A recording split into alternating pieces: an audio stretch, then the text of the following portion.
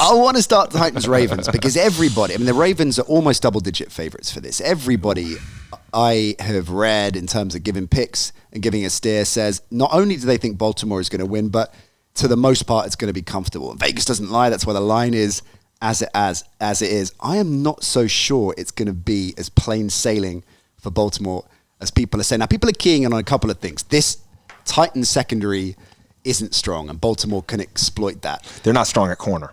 They're not strong specifically at corner. Yeah, Bayard, a hell of a player, but they're not strong at corner. Very fair point. They're quite decent and stout in the middle defensively against the run, the Titans, but you can get on the outside of them as well. Yes. So these are key matchups that favor Baltimore. Yes. However, this is a Titans team that is in incredibly confident form. The way it's got into the playoffs, they've just gone in and beaten the champions in Foxborough. Yep. Derrick Henry is running like nothing I've seen in many years. That week of rest really helped him. My goodness, he looked fast. So with Tannehill as well, the comeback player of the year, surely. Yep. This is a dangerous offense to be playing. So which way are you reading this? Are you seeing this as one-way traffic for Baltimore like most people are? Or do you see there is a case to be put for the Titans to keep this close? There is a case that the Titans keep this close because I think that it's all about game planning. And I think Vrabel wants to keep this thing close into the fourth quarter. That's the way the Titans have a chance. They need to go in the fourth quarter, and it needs to be a one-point possession game. That's the way it works. So it's all about slowing it down early. It's all about playing keep away as far as giving Baltimore the ball. So they need to play keep away on offense. And that's why they have to establish a run. It's going to be tough, but they're going to have to establish a run, and Tannehill is going to be forced into throwing for valuable first downs. They're going to put him in position where it's like, let's see if you can make this throw, and not off the play action.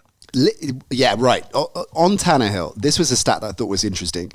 And again, this might be something that you can tear down the hype of stats, or the way that stats sometimes lead you down the wrong path, right? Tannehill versus man coverage this season, leading the NFL, 15 touchdowns, just 3 interceptions. The Ravens are using man coverage on almost 50% of snaps. That is the fourth highest in the NFL.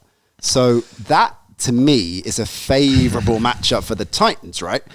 The other thing here, I guess, is Tannehill's mentality and composure. He has been, as we said, extraordinarily good since he's come in for Marcus Mariota, but he's got limited experience in the playoffs, and the pressure is going to be on him. So if they're relying a lot on, they're not just going to beat them with Derrick Henry. You know, Derrick Henry had a monster game against New England, and they scored 14 points. They got to bring more than just Derrick Henry. So can Tannehill exploit this defense? So when you talk about man coverage, the reason why he's having so much success is this. In man coverage, this is what you have to do. You got to tackle.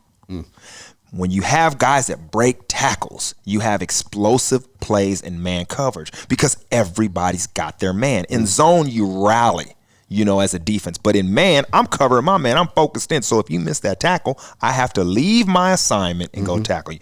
And A.J. Brown breaks tackles. He's like a running back at receiver. Right. So that's why you have so much effectiveness at that. And the Ravens are a good tackling team. The one worry I have is Marcus Peters. Worry you have with Peters? Tackling wise. Because one game, I forget the game I watched, but I watched what the game plan was, and they blocked everybody up on Baltimore's defense and left him one-on-one in tackling situations. And I saw him miss like 2 tackles. I was like, oh, he's the guy. Right. So that is the matchup as far as tackling. He makes plays on the ball, one of the best in the league, but his tackling skills is sometimes struggle. Like you look at Marlon Humphrey, he's a tackling machine. Yes. So it's going to be all about tackling. And when they're in man coverage, if they catch the ball, you put them down on the ground right then and there. That's why that statistic it tells the truth, but what it teaches you is that they break tackles. Interesting. Okay.